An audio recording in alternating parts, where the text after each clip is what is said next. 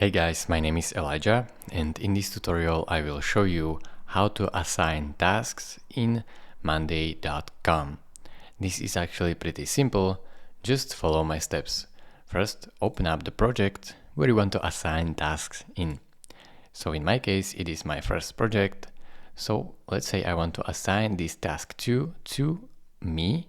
So let's click on plus icon under the owner menu and then simply select myself.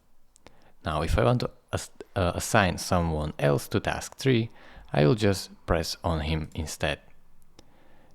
If I want to search names, I can do that right here if I have multiple people, or I could hold command for a multiple selection, so I can assign more people at once.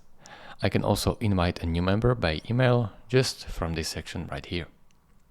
I can unassign just by clicking on this X icon, and simply like this people is disappeared. Thank you for watching. If this video was helpful to you, consider subscribing and liking this video, and I will see you in the next tutorial. Bye bye.